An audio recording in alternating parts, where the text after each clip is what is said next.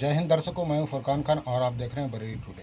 दर्शकों, कौन है मनीष कश्यप जिसने तमिलनाडु में 15 बिहारी को मार रही की झूठी खबर चलाई थी। उसी मामले में उस पर एफआईआर हो गई और वो यहाँ भागा भागा फिर रहा है। तो दर्शकों, आइए आज भगोड़े मनीष कश्यप का चिट्ठा आपके सामने रखते हैं।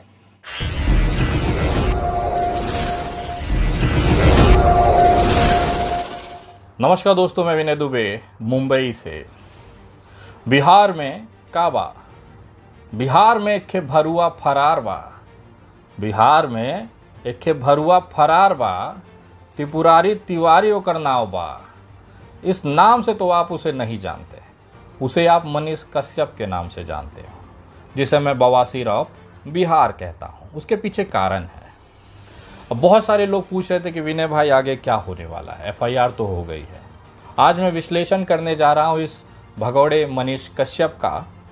इतना बड़ा वीर, इतना बड़ा अपने आप को बाहुबली भौकाली साबित करता है कि सरकार की छाती पे चढ़ के सवाल पूछेंगे। आज उसी सरकार ने एक छोटा सा एफआईआर कर दिया है तो दौड़े दौड़े पूरे इंडिया का ट्रैवल कर रहे हैं। हर 2 घंटे पे यूट्यूब चैनल पर आकर इनका रंडी रोना है और दिखाना है कि देखिए हमारे साथ बहुत गलत हो रहा है, हमने मजदूरों की आवाज़ उठाई और हमको रेला जा रहा है। भाई साहब, आप तमिलनाडु गए थे वहाँ पर मरे हुए मजदूरों की लाशें खोजने।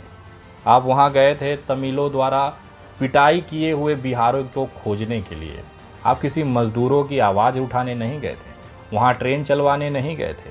आप गए थे भारतीय जनता पार्टी के गठबंधन पर बिहार की सरकार को अस्थिर कर दे। आप गए थे तमिलनाडु वहाँ पर बिहारियों की नाक कटवाने। आज पूरा विश्व हंस रहा है। विश्व इसलिए हंस रहा है कि एक छोटी सी भ्रामक झूठी अफवाह पर कैसे बिहारी ट्रेन भर भर कर भागने लगे। वो होता है ना कि कत्तों पटाखा फूटे तो कैसे वहाँ के जो चूहे बिल्ली हैं किस तरह से भागते हैं, उसी कैटेगरी में आपने बिहारियों को खड़ा कर दिया। बिहारियों की अपनी अस्मिता, अपने स्वाभिमान को आपने ठेस पहुँचाई। और अगर आप इतने ही सही होते तो काहे भाग रहे हो मेरे भाई? आपने अगर कुछ गलत नहीं किया है तो छिपना किस बात का है? आप अगर इतने ही सच्चे ईमानदार ही हो तो पुलिस से काहे बच रहे हो, वो भी बिहार पुलिस से? आखिर आपको डर किस बात का है? अगर आप एकदम सही हैं, आपने कोई कानून नहीं तोड़ा, आपने अपना मजदूरों की आवाज़ उठाई, आप गरीबों के मसीहा हैं, तो हाजिर होइए पुलिस के सामने। क्यों भाग रहे हैं? आपका भागना ये दिखाता है कि आपने कुछ गलत किया है। चोर जब चोरी करता है तब न वो डरता है, और आपका डर साफ साफ आपके चेहरे पर, आपकी वीडियो में दिखता है कि आपने गलती की है बिहार के नाम को कलंकित करने का। आपने गलती की है बिहारियों को अपमानित करने का। आपने गलती की है बिहारियों के सर को शर्म से झुकाने का। तो उसका खामियाजा भी आपको भुगतना पड़ेगा। मैं अभी बता देता हूँ इस वीडियो के माध्यम से, इस पूरे षड्यंत्र के पीछे भारतीय जनता पार्टी रही है। तेजस्वी यादव जब तमिलनाडु की यात्रा पे पहुँचे तो वहाँ पर उसी समय भारतीय जनता पार्टी ने राजस्थान के जोधपुर में एक वकील के चाकू मारकर की हुई हत्या को तमिलनाडु का बताकर पोस्ट करना चालू किया। उसी वीडियो के आधार पर आरएसएस के इस छोटे रिचार्ज मनीष कश्यप ने भी वीडियो बनाना चालू किया। इन दोनों की मिलीभगत इस लेवल पर थी कि किसी भी तरीके से तमिलों को और बिहारियों को आपस में लड़ाना है। जो तमिल और बिहारी आपस में भाईचारे एक दूसरे के साथ सदियों से, दशकों से रह रहे हैं, उन्हीं के बीच में नफरत बोने का काम इन लोगों ने किया है। कारण बिहार सरकार को अस्थिर करना, तेजस्वी यादव को बदनाम करना और कुछ रुपए अपनी जेब में भर लेना। चंद नोटों के लिए इन्होंने अपना ज़मीर, अपना ईमान, अपने बिहार की शान को कटघरे में खड़ा कर दिया। हालात यह है कि अभी अगले कुछ दिनों में मनीष कश्यप की गिरफ्तारी होनी है।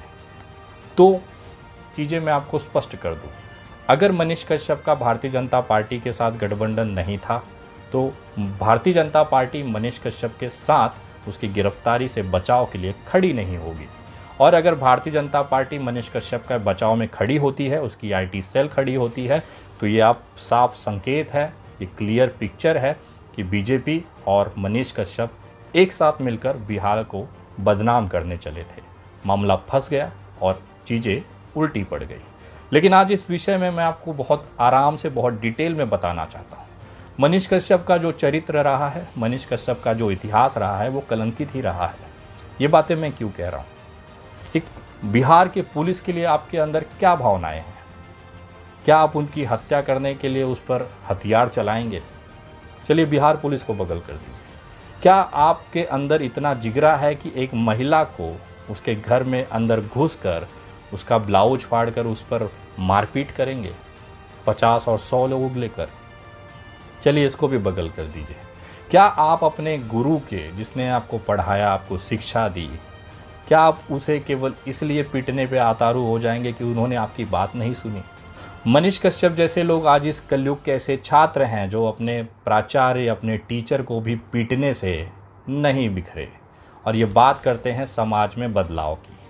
ये खुद कितने ही अपराधों में लिप्त हैं, जहां पर इसने पुलिस वालों की हत्या करने का प्रयास किया, इसने महिलाओं को घर में घुसकर मारपीट की, इसने अपने ही शिक्षकों के ऊपर हमले किए, इसने बहुत सारी वो गलत गतिविधियां की जिसमें आपको शर्मसार होना पड़े। ऐसे कृत्यों का इतिहास, इसका जो चरित्र है वो दागदार है। अब आप कह रहे होंगे विनय भाई आज ये क्या बात कर रहे हैं। मैं शुरू करता हूँ इसके ऊपर दर्ज मुकदमों के ऊपर। बहुत कम लोगों को पता है कि मनीष कश्यप नाम का ये जो आरोपी है, ये बेसिकली इसका धंधा जो था वो पैसे उगाही का रहा है। अगर पैसे उगाही का नहीं होता तो इसके ऊपर 420 आईपीसी यानी कि धोखाधड़ी या ठगी का केस बेतिया नगर पुलिस स्टेशन में दर्ज नहीं हुआ होता। ये मामला है 2019 का, एफआईआर क्रमांक है 338/2019। इसमें जो आईपीसी की धाराएं लगी हैं वो 419, 420, 467, 471 एफ और 471 जी। जिसमें से जो 420 की दो धारा है, अगर आप गूगल करना चाहें तो आप कर सकते हैं, जिसे हम 420 ही कहते हैं। इन्होंने खुलेआम सोशल मीडिया का इस्तेमाल कर लोगों की भावनाओं से खेला और अपने पर्सनल अकाउंट में अपने व्यक्तिगत खर्चे के लिए इन्होंने लोगों से पैसे मांगे और उनके साथ धोखाधड़ी की। इसकी जांच एक सरकारी एजेंसी ने की, जिसके बाद उन्होंने स्थानिक बेतिया नगर पुलिस स्टेशन को पत्र लिखा। ये पत्र आपके सामने है, जिसमें बबलू कुमार जो हैं एक प्रखंड के अधिकारी हैं, उन्होंने मनीष कश्यप के ऊपर 420 का केस दर्ज करने के लिए उन्होंने पुलिस स्टेशन को आदेशित किया और उसके बाद इनके ऊपर इस मामले में एफआईआर दर्ज की गई। सोचिए 420 भोले भाले बिहारियों के पैसे से अय्याशी करने का आरोप इनके ऊपर है। उन्होंने अपने खुद के एसबीआई अकाउंट में वो पैसे मंगाए जो कि कोई भी समाज कार्य के लिए नहीं था। लोगों को उन्होंने कुछ झूठे प्रलोभन दिए अपने सोशल मीडिया के साइट्सों के द्वारा, ऐसे एफआईआर के पत्र में दर्ज है, और उसके बाद उन लोगों के साथ धोखाधड़ी की।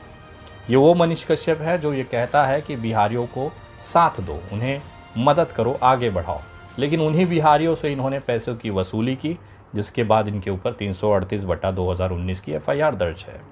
दूसरा मामला उसी बेतिया नगर पुलिस थाने में है, जहां पर ये कहते हैं कि हमें बिहार पुलिस पे गर्व है। आइए, जितने मेरे राजपूत भाई हैं जो मनीष कश्यप के लिए जान देने को तैयार हैं सनातनी के नाम पर, ये वो भेड़िया है जिसने इंसान का रूप लेकर किसी को नहीं छोड़ा। ऐसा कोई सगा नहीं जिसको इसने ठगा नहीं। एक पुलिस अधिकारी हैं श्रीराम सिंह, जी हाँ राजपूत, ये वो अधिकारी हैं जो ऑन ड्यूटी थे और एक हमले में बीच बचाव करने गए थे, जिसमें कि मारपीट और पत्थरबाजी कर रहा था ये मनीष कश्यप। उसी आरोपी को, उसी विवाद को छुड़ाने के लिए जब श्रीराम सिंह पहुंचते हैं तो मनीष कश्यप और करीबन 150 लोग इस पुलिस वाले को पत्थर से कूचने का प्रयास करते हैं। जी हाँ, श्रीराम सिंह वो राजपूत भाई जो अपनी ड्यूटी पर कर्तव्य निभा रहा था और ये मनीष कश्यप इन्हें हत्या करने के लिए पूरी तरह से कोशिश कर रहे थे। बेतिया नगर में ये मामला है, एफआईआर क्रमांक है 290/2019। इससे भी इनका मन नहीं भरा।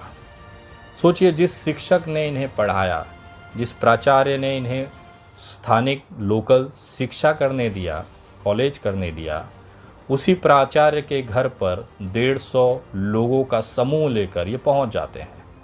प्राचार्य को घर से घसीट कर बाहर लाके मारते पीटते हैं, उनके घर के सामने खड़ी बाइक को तहस नहस कर देते हैं। लेकिन इतने बड़े ये बाहुबली थे कि इनका जो भूख है यहाँ पर मिटता नहीं है।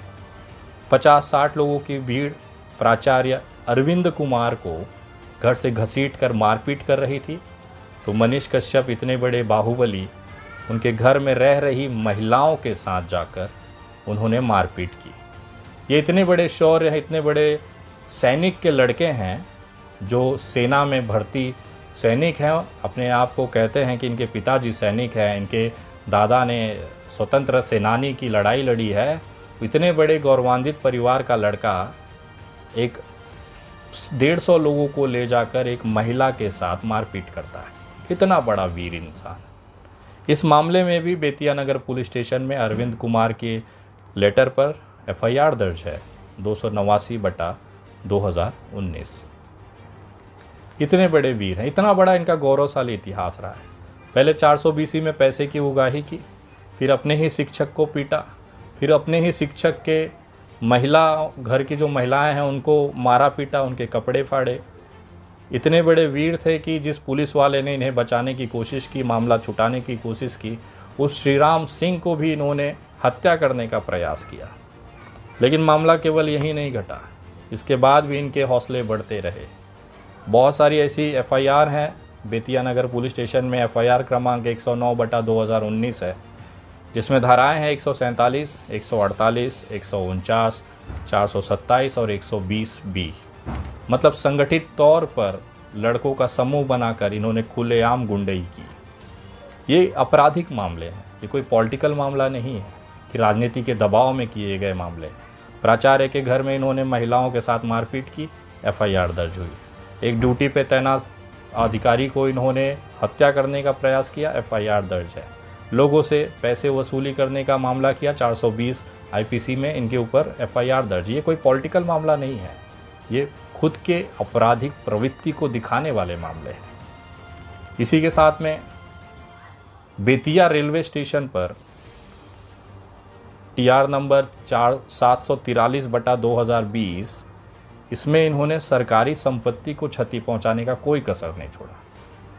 समाज के अंदर अपराध तो कर रही थे, लेकिन अब सरकारी संपत्ति को भी इन्होंने क्षति पहुंचाना चालू किया। इनके ऊपर 145, 146, 174A के तहत सरकारी संपत्ति को क्षति पहुंचाने का एफआईआर दर्ज है बेतिया रेलवे कोर्ट के अंदर। उसका TRN नंबर है 743/2020। ये दूसरों को ज्ञान देते हैं कि जो पत्थर चलाएगा उस पर गोलियां तो चलेंगी ही। ये दूसरे को नसीहत देते हैं कि सरकारी संपत्ति को क्षति न पहुंचाइए। टैक्स के मेहनत के पैसे से आई हुई बनाई हुई सरकार की संपत्तियां हैं, जो हमारी भी जिम्मेदारी होती है। ये खुद उस सरकारी संपत्ति को तहस नहस कर रहे हैं जिसके ऊपर इनके ऊपर एफआईआर है। ये इंसान देश को ज्ञान बांटता है कि सरकारी संपत्ति को नुकसान न पहुंचाए।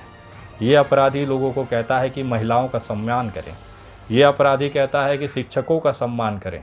यह अपराधी कहता है कि वर्दी में खड़े हुए उस पुलिस वाले का सम्मान करें। ऐसा कोई कोना इसने छोड़ा नहीं जहां पर जाकर इसने इन तमाम बातों की धज्जियां न उड़ाई हो। अगला, कोतवाली थाना पटना में भी इनके शौर्य के किस्से दर्ज हैं। एफआईआर क्रमांक 134/2019। इसमें मामले हैं मारपीट के। किसके साथ? आम जनता और पुलिस। सरकारी काम में बाधा, आम जनता के साथ मारपीट और इसके साथ साथ में पुलिस की वर्दी फाड़ना, उन्हें लात घूसों से मारना। इतने जघन्य अपराध। वो इंसान जो अपने आप को देश राष्ट्रभक्त और पत्रकार कहता है। कोतवाली थाना पटना में एफआईआर क्रमांक 134/2019 है, जिसमें 147 आईपीसी की धारा, 148, 149, 341, 324, 504, 448, 342, 323, 506 ये दर्ज हैं। ये जिस गांव में, जिस इलाके में पैदा हुआ, मंझौलिया थाना, वहाँ पर भी इसके किस्से बड़े शान के साथ दर्ज हैं। ऐसी ऐसी मामलाओं में दर्ज हैं जिसको किसी बड़े अपराधी से आप जोड़ सकते हैं। बहुत कम उम्र में इसने बहुत बड़ी उपलब्धि हासिल की। पहले महिला के घर में घुस के उसके साथ मारपीट की, पुलिस को जान से मारने का प्रयास किया। जिस टीचर ने इसे पढ़ाया उसके घर में घुसकर उसके साथ तोड़फोड़ की, मारपीट की, पुलिस की वर्दी फाड़ी, लोगों से ठगी किया। उसके बाद इसके गांव का हालत देख लीजिए, जिस इलाके में ये रहता है। हिस्ट्री शीटर इसे हम कह सकते हैं। ये लड़का जो है आपराधिक कृत्यों में बार बार संलिप्त हुआ। एक बार गलती हो सकती है, 2 बार राजनीतिक हस्तक्षेप हो सकता है, 3 बार पुलिस प्रशासन गलती से कर सकती है, यहाँ पे दसों मामले हैं। अभी हम लोग तो 6 मामले ही मैंने आपसे बताए। 7वां मामला है मंझोलिया थाना का, जहाँ पर FIR दर्ज है 737/2019। ये IPC है, इसमें 147, 323 और 307, यानी कि हत्या का प्रयास। वसूली के लिए गए थे, उन्होंने मना किया तो 323 यानी उनके साथ मारपीट की, धारदार हथियारों पर उस पर हमला किया यानी कि 307, और इस मामले में ये आरोपी थे और जेल भी गए थे। सोचिए, इतना बड़ा पत्रकार जो देशभक्त कहता है, अपने गृह जनपद जहाँ पर ये पैदा हुआ वहाँ के लोगों के साथ इसका बर्ताव कैसा है। ये उस बिहारियों की बात कर रहा हूँ जो वहाँ के उसके स्थानिक निवासी हैं। मंझोलिया थाना में एक और FIR दर्ज है 736/2019। इसकी जो शौर्य है ज़रा सुनिएगा। धाराएं क्या लगी? 323 मारपीट, 341, 353। एक सरकारी अधिकारी जब इनसे पूछने के लिए गया तो इन्होंने उसके साथ भी मारपीट की। 353 की उस पर धाराएं लगी हैं। सरकारी काम में बाधा का उनके ऊपर आरोप है। इसके साथ में मंझोलिया थाना में एक और FIR दर्ज है 193/2021। इस पे जो IPC है 438, 448, 323, 353, 385, 505 और 506। ये वो धाराएं हैं जो कानूनी काम में रोकने के लिए लगाए जाते हैं। किसी से विवाद हुआ था, पुलिस जब भी इनसे विचार पूछने जाती, ये भाई साहब बड़े सम्मान के साथ उन पे पत्थर चला देते, उनको पीट देते, उनको दौड़ा लिया जाता। इस तरह के प्रयास इन्होंने बिहार पुलिस के सम्मान में किया है। और आज सबसे आखिरी में जो FIR दर्ज हुई है वो तमिलनाडु और बिहार के लोगों की नाक कटवाने के लिए हुई है, जो कि पटना के आर्थिक अपराध शाखा में FIR क्रमांक है 3/2023।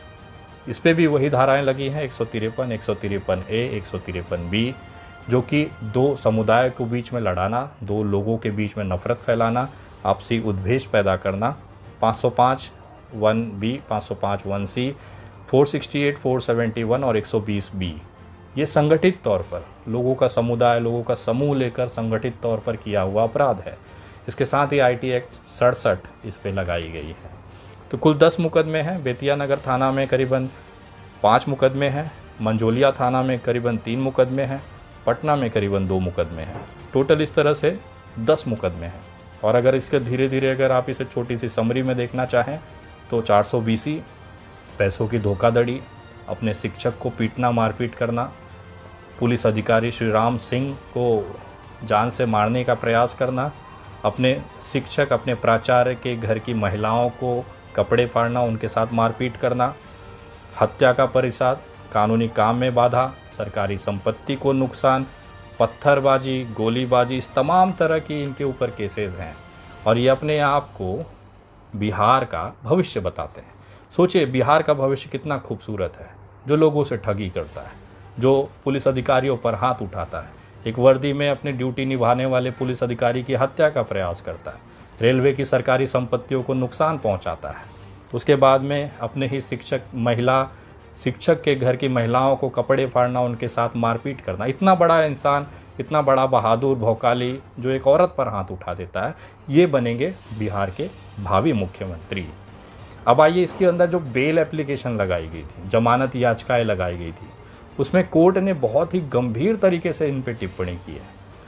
इनकी पहली बेल एप्लीकेशन थी 811/2019, जो कि FIR नंबर 109/19 के लिए थी, जिसमें ये 10,000 रुपये के बेल बॉन्ड पर जमानत पे बाहर आए थे। इसके साथ में 2 श्योरिटी लगी थी। ये ऑर्डर था 26/3/2019 का। इसके बाद इनकी दूसरी एप्लीकेशन है 1590/2019, जो कि कोर्ट ने खारिज कर दी थी, ये बताते हुए कि ये इंसान असामाजिक है, आपराधिक गतिविधियों में बार बार लिप्त हुआ है, इसके लिए इसे जेल से नहीं छोड़ा जा सकता। तो इनकी वो एप्लीकेशन वहाँ पर रिजेक्ट हुई है। ये रिजेक्शन हुआ है 1/6/2019 को। फिर इन्होंने अप्लाई किया बेल के लिए, बेल एप्लीकेशन नंबर 1592/1592/2019। इसको भी कोर्ट ने यही कारण बता के रिजेक्ट किया है। उसके बाद में एक अन्य मामले में 1834/2019, ये FIR क्रमांक 338/19 का है, जिसमें इन्होंने 10,000 का बॉन्ड देकर इनको जमानत दी गई है। अग्रिम जमानत भी की, जब पुलिस के हत्या का प्रयास हो रहा था तो इन्होंने भागे कोर्ट के अंदर कि हमको जमानत मिल जाए। ये जमानत याचिका थी 2393, 2392/20, 2 याचिकाएं इन्होंने लगाई। 736/20 FIR नंबर और 737/20 FIR, ये दोनों को कोर्ट ने आपत्ति लेते हुए रिजेक्ट कर दिया था कि आपको कानून को विश्वास रखना चाहिए, आपको कानून को सहयोग देना चाहिए। आपने एक अधिकारी को मारपीट करके उनके साथ हत्या का प्रयास किया है, 307 की दफ़ाएँ हैं, इसको आपको पुलिस का सहयोग करना चाहिए। और इसलिए रिजेक्ट किया गया कि इस तरह के आपराधिक दिमाग की प्रवृत्ति रखने वाला इंसान समाज के लिए घातक है, इसलिए इनकी याचिका खारिज की जाती है। इसके बाद में एक और इनकी जमानत याचिका थी 1984/2021, जो कि FIR क्रमांक 193/21 का था। इसमें भी, जो मंझोलिया थाना का था, इसमें भी कोर्ट ने इन्हें जमानत नहीं दी। ये वो शूरवीर हैं जिनको कोर्ट भी ये कहता है, लिखित ऑर्डर से आपने स्क्रीन पे देखी हैं, जिसमें उन्होंने लिखा है कि ये जो बंदा है, ये जो इंसान है, ये समाज में रहने लायक नहीं है। ये बार बार प्राकृतिक तौर पर ये अपराध के कृत्यों में संलिप्त है। इस तरह के जानवर को समाज में खुले में नहीं रखा जा सकता। यही कारण है कि इनकी तमाम याचिकाएं जो हैं, जमानती याचिकाएं, वो खारिज होती रही हैं। उसके बाद ये पटना हाई कोर्ट गए, राजनीतिक दबाव बनाया क्योंकि उस समय बीजेपी की सरकार थी, और वहाँ से इन्होंने ये सारे जमानत लिए हुए हैं। ये मैं कहानी उस इंसान की बता रहा हूँ जो बिहार की तस्वीर बदलने की बात करता है। ये बिहार को ब्रांड बिहार बनाने की बात करता है, जबकि खुद इसका जो चरित्र है वो दागदार रहा है। किस तरह से इसको हिम्मत होती होगी कि जिस बिहार की बेटियां, औरतों के सम्मान की बात करता होगा, उसी बिहार के अंदर एक अपने शिक्षक जिसने इसको पढ़ाया, उसके प्राचार्य के घर में घुसकर उनके घर की औरतों को इसने मारा पीटा। ये किस मुंह से उस औरतों के, बिहार के औरतों के सम्मान की बात करता है? ये किस मुंह से वर्दी के और सैनिकों के सम्मान की बात करता है, गौरव की बात करता है, जबकि इसके हाथ खुद पुलिस के हत्या करते करते रुके हैं? पुलिसों पे पत्थर चलाना, ये किस तरह से जम्मू कश्मीर में मैं देख रहा था, जब वहाँ पत्थरबाजी होती तो बड़े चाव से ये कहता था, लेकिन ये खुद पत्थरबाज है। वहाँ के नगर पुलिस स्टेशन में, बेतिया नगर में, इसके ऊपर आरोप है। श्री राम सिंह, जो कि खुद पुलिस अधिकारी हैं, उसने खुद नामजद FIR दर्ज कराई है कि मनीष कश्यप व उसके साथ 100 से 150 लोगों ने मेरी हत्या करने का प्रयास किया, मुझ पर पत्थरबाजी की, मेरे साथ मारपीट की। ये वही पत्रकार है जो बिहार को बदलने चला था, लेकिन इसके हाथ खुद इस तरह के अपराधों से लिप्त है। बाकी सब जाने दीजिए। जिस बिहार भोली भाली जनता को ये उकसा कर तमिलनाडु के साथ लड़ाने की बात कर रहा था, उसी बिहार की जनता को 2019 में SBI बैंक, जो कि इसका खुद का बैंक अकाउंट है, उसमें इस इंसान ने लोगों को एक गलत स्कीम देकर, लोगों को एक झूठी एक सांत्वना देकर, झूठी एक विश्वास देकर लोगों से पैसे ऐंठे। 420 नामक IPC की धारा किसी इंसान के लिए कितना शर्मनाक होता है, इस धाराओं में भी इसे गर्व महसूस होता है।